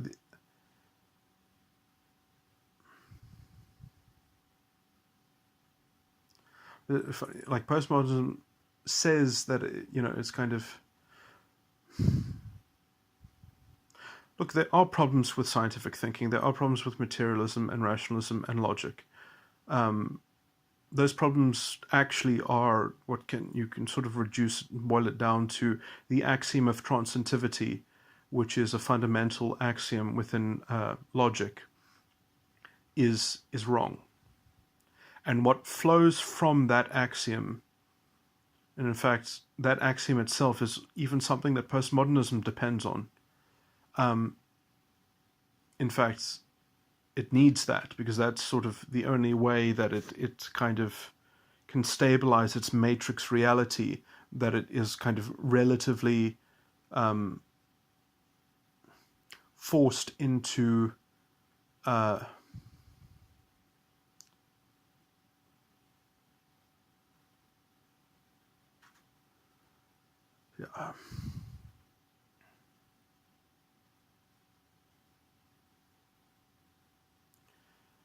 is within the postmodernistic frame. Just because they can kind of identify something as a paradox, they think that makes it them immune to it in some sense.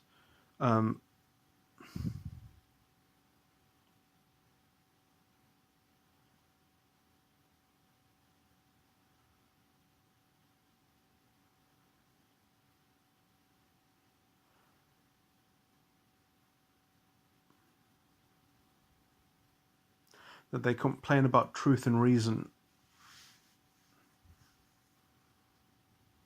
in order to live in the truth and reason forged out of the cohesive force of the emotional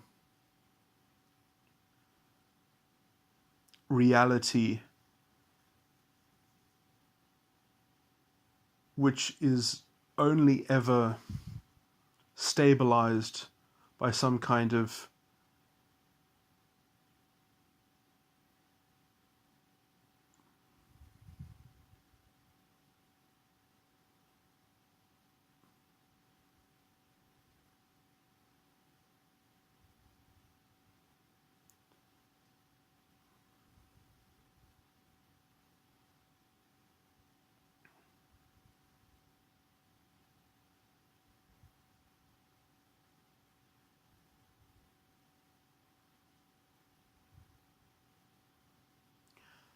historicalized antagonism. And that historicalization is reduced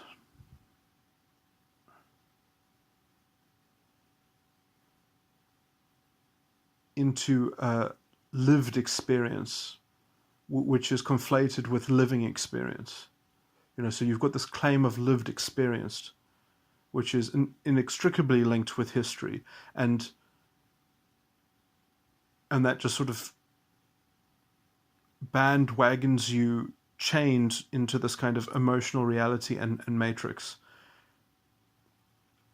Now, that whole formulaic function, in some sense, is very easily destroyed when you it's not that easy, because what I'm about to say is not generally understood that well in philosophy. But if you actually deal with the concept of time well enough, that the whole postmodernist framework is invested in a conception of time which is, in a sense, borrowed from the axiom of transitivity, which has created a lot of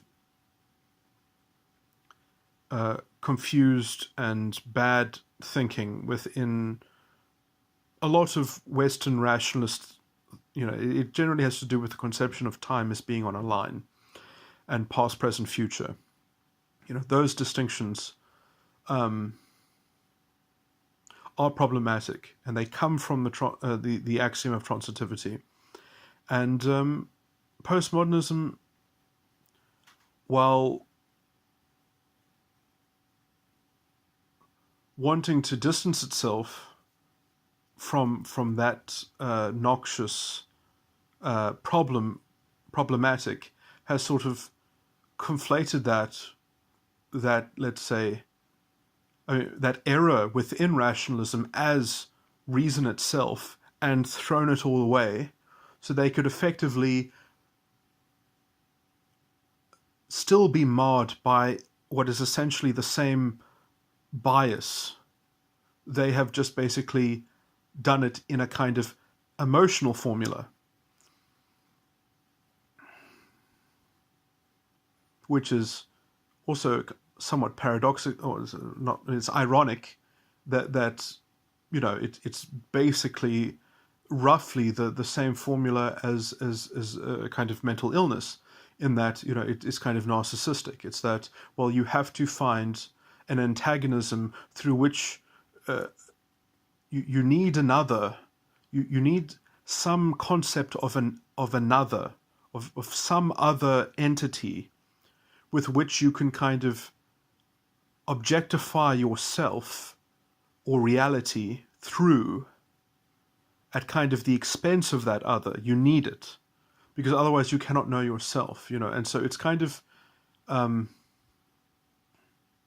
it's sort of married to this bad faith promulgation, because otherwise it has no ability to locate itself.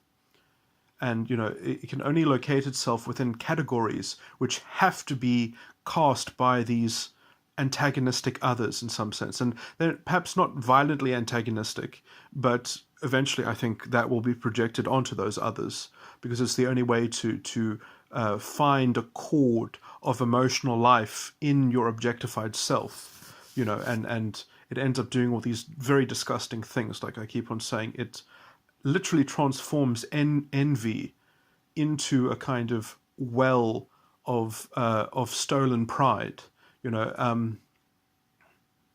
Funnily enough, this formula of thinking is very closely connected to a large portion of what I would psychologically classify as homosexuality. There are patterns of cognition which happen in kind of in empathy and things like that, and sympathy, which happen usually at a very young age, where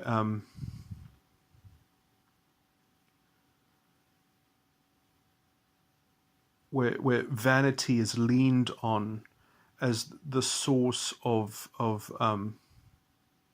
usually individuals that do this, they get a lot of insight from it, because it allows them to see themes in groups. It allows them to kind of read a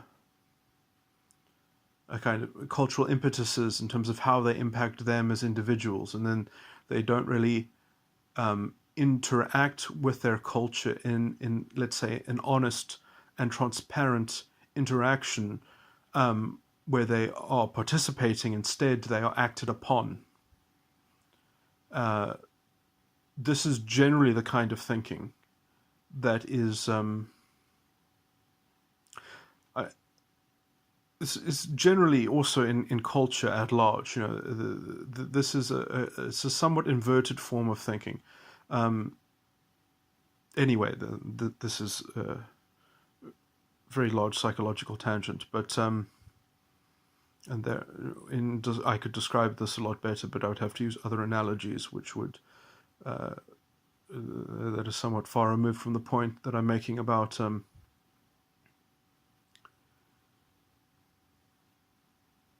how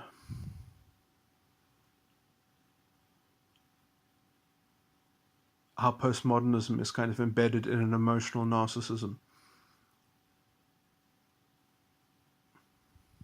which, and in how I've described it as well, that kind of other thing, that is also the general pattern of borderline personality disorder. It's more characteristic of borderline than it is characteristic of narcissism. Although obviously those things often manifest together. I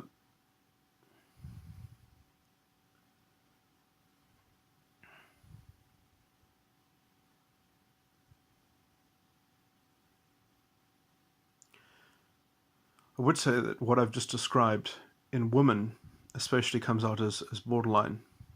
What homosexuals do, at least this species of homosexual, is because there are other species of homosexuality, but this particular psychological species,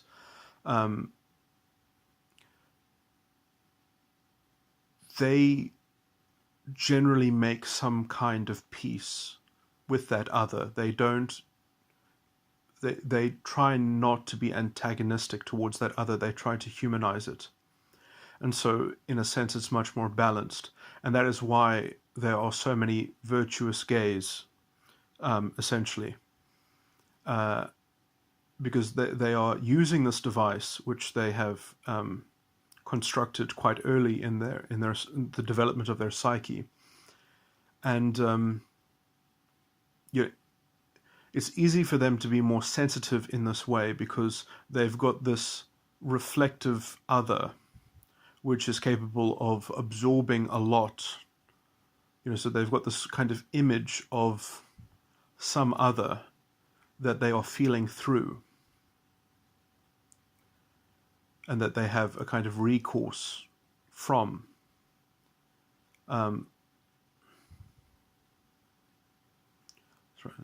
Let me just strike that, not from, but let's say by.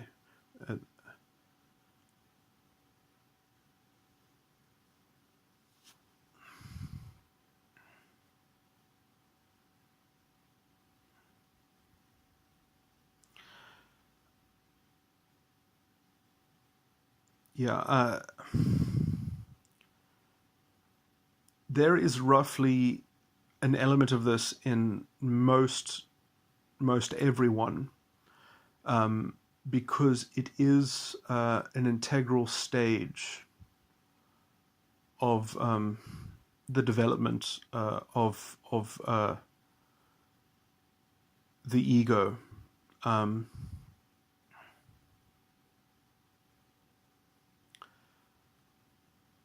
But at least in this one species of homosexuality, it will actually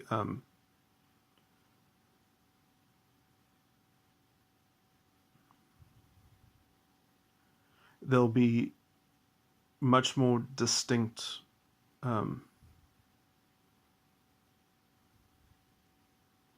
development of this particular. There'll be much more complexity in the relation of this other. In most, let's say, what passes as heterosexuality,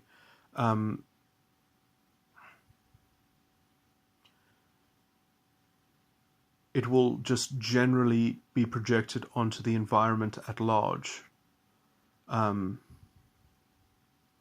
it'll be generally scattered onto different figures and figments. There'll be many of these others which will have their own network of conceptual connections and subjects that will be somewhat loosely scattered, whereas this species of homosexuality will concentrate that into a they'll be almost, they will have created some kind of ideal self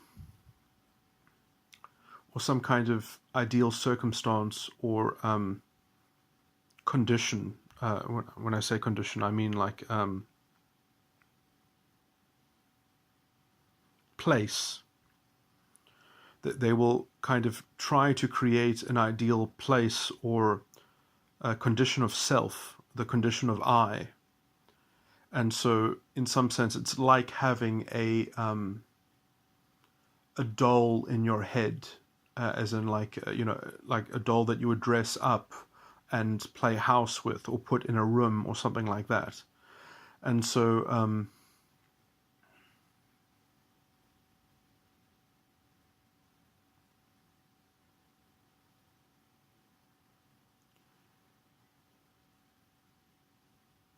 that's an analogy, because actually playing with dolls has nothing to do with this in particular. It's more to do with the emotional investment in a facility of an imagination which gets charged with a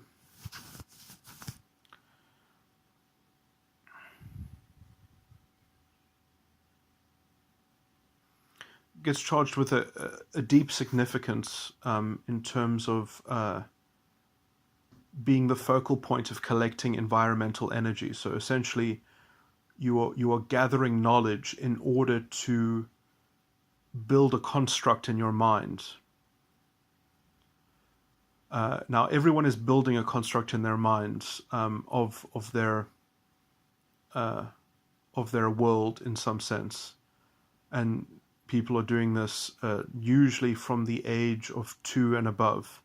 They're doing this almost quite consciously from the age of 2 and above.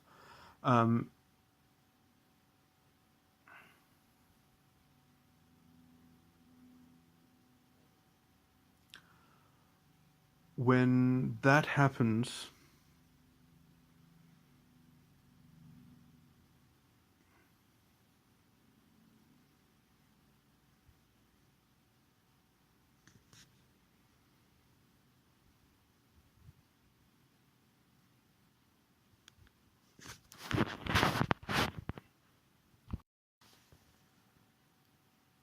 so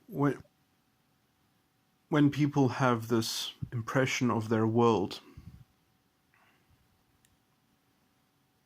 they can immerse themselves in it directly, or they can immerse themselves with a contemplative sense of self or construct, which can either be a place, the conditions of a place, or an ideal sense of self, or something like that, or some constructed sense of self, which is being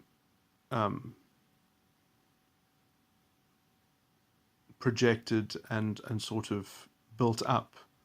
Now,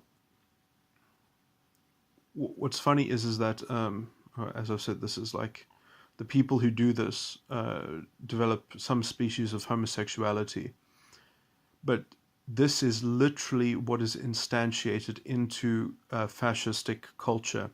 Fascistic culture creates that Übermensch, right? It creates that kind of, and in fact, even the concept of Übermensch from Nietzsche, which is actually, in one of his,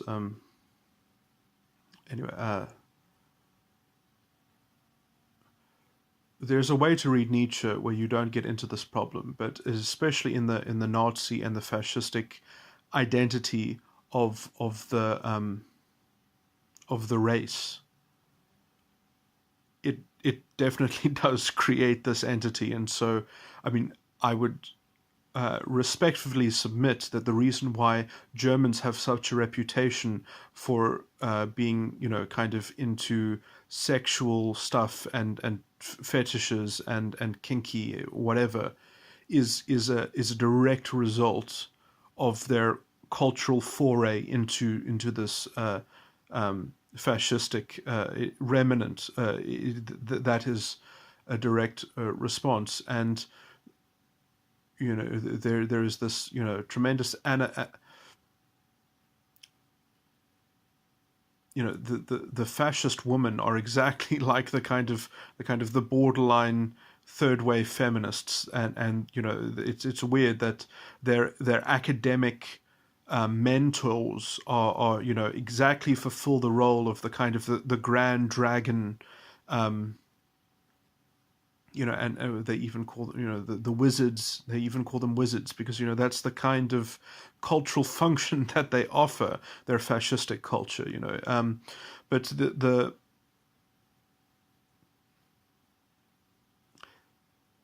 this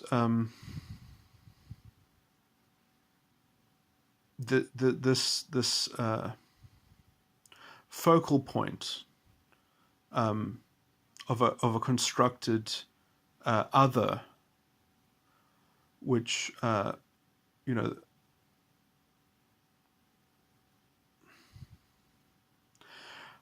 the easiest way to stabilize that ideal other is to have, because you see, basically you can't put clothing onto it. You can't build it up in any defined way until it has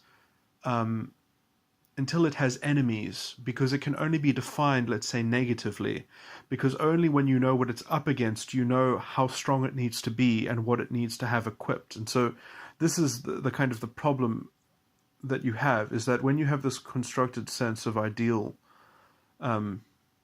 place or being, you can only ground it in as much as that it has antagonistic lived experiences, and so the proto-fascist useful idiot version of this culture just has the enemy. It doesn't have that constructed sense of self, because as soon as you have the constructed sense of ideal self, then you have already given yourself over to the full development of the fascistic thing. And many useful idiots do eventually become full-on fascists, or they do recognize their mentality as being fascistic. I even years ago came across many social justice warriors who were well read enough, who reached the level at which they looked back in the mirror and they realized, actually, I'm not going to be a social justice warrior anymore because I can see where this is heading, and I'm not on the winning side in a country which is the majority of a different identity to what I am. So it's like, I can basically see that it's fascism. Or they just kind of be silent and they hang back because they know that, the ideological solution, it doesn't work, because essentially it can only run on blood, because its own solutions are actually not useful solutions, because essentially all they can do is steal life from the antagonistic element and use that to model their strength. So in a sense, you have to make something like the Jews your enemy, because the Jews have all this kind of traditional culture that sustains them, built into their identity. They are the best poster boy, because in a sense, everything that you complain about the Jews when you're a kind of fascist is the rhetoric and propaganda and excuse to do all those accusations that you have against the Jews. So it's like everything that you complain about, you end up literally doing and embodying. And in fact, complaining about it is your excuse to embody it. And it's exactly like the complaint of white privilege. The complaint of white privilege is to create some other privilege that's meant to counterbalance it. That's the whole fucking point. And either way, you get left in a fascistic, power obsessed culture. You get what Jung said: what you resist persists. And so you resist something that I would even argue is not even there, or is there in such a feeble, but you make it true because of resisting it. You make it true because of complaining about it and sort of fixating on it. And so, the left is really stuck in its own psychological ineptitude. The so-called left, they should really just be called useful idiots. They were the same people that locked hand in hand with the Nazis in the Nuremberg dissatisfaction marches.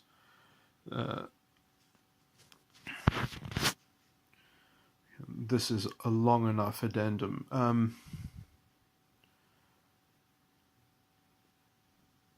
Was I going to... I'm not going to go... if I'm going to elaborate, I'm going to have to go more into the model of the ego, but my voice is tired anyway, and it would be out of place in this discussion.